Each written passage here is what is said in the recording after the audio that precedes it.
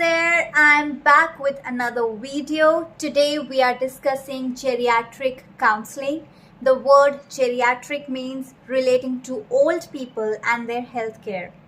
Geriatric counseling is a process that involves physical and psychological assessment services for older adults.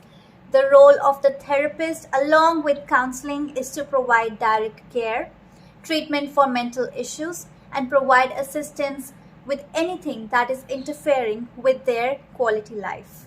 Aging can be challenging for an individual and their family. To effectively cope up with change and transition in their life, they might sometimes need guidance from an expert. Geriatric counseling helps an elder manage their emotion, to find new sources of enjoyment, and to add more meaning into their life. There are certain therapy interventions used in geriatric counseling. The first is interpersonal therapy. I have discussed interpersonal therapy in depth, and if you are interested, you can watch the video on my channel. Interpersonal therapy, like the name suggests, deals with interpersonal relationships and social interactions. It is a short-term therapy usually conducted between 12 to 16 sessions. Interpersonal therapy helps with 4 key areas. The first is grief. As a therapist, you could be dealing with an old person who has just lost their spouse or a friend. Interpersonal therapy helps them deal with that unresolved grief. The second key area is transition. Interpersonal therapy helps you deal with the changes in your life, for example, retirement. It helps you adapt to your new lifestyle.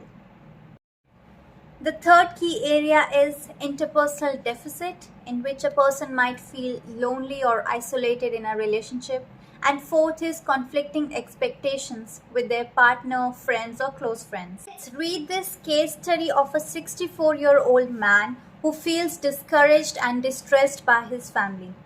He has been living in a house for a very long time, but his family is asking him to sell that house and to move into a senior citizen apartment where he can be near people of his age and make new friends. The man tells the therapist that he is very happy living alone and he has a lot of friends in his life.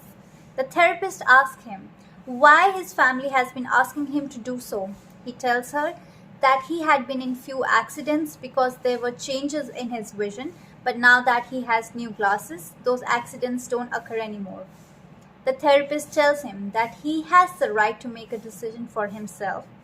Together, the therapist and the man, they try to come up with ways in which he can effectively communicate his wish to his family. It's important to keep in mind that as a therapist, you are not there to make decisions on your client's behalf. Like in this example, the therapist is encouraging the client to make a decision for himself. She is helping him give more clarity so that he's able to make a right decision for himself. Next therapy intervention is cognitive behavior therapy. I have already made a video on CBT. You can find that on my channel. Cognitive behavior therapy targets the faulty thought process. It first identifies it, then challenges it, and finally replaces it with more objective and rational thought process. Next therapy intervention is exercise training. Staying physically active not only helps with physical health but also emotional well-being. It helps prevent injury as it helps with functional motor performance, strength, and balance. Next therapy is occupational therapy, which helps maintain clients' ability to perform their daily tasks. It is different from physical therapy and nursing. For example, a nurse might help a client after surgery with pain management and dressing change.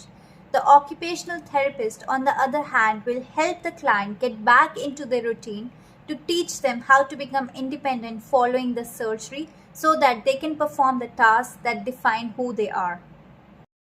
Next is animal-assisted therapy. Pets have an amazing way of calming anxiety, promoting compassion and tenderness. Research says that having a pet in an old person's life helps them improve their quality life as they have someone with them who loves them unconditionally. The next therapy is music therapy. The impact was examined among a group of elder people with dementia and cerebrovascular diseases. It was observed that the group that experienced music therapy, there was an increase in parasympathetic activities and decrease in heart failures, anxiety, depression, and stress. Next is reminiscence therapy, also called life review therapy. It involves remembering past experiences by using prompts like photographs. It not only helps dementia patients with their memory, but also it helps other people enhance their mood. The last therapy is laughter therapy.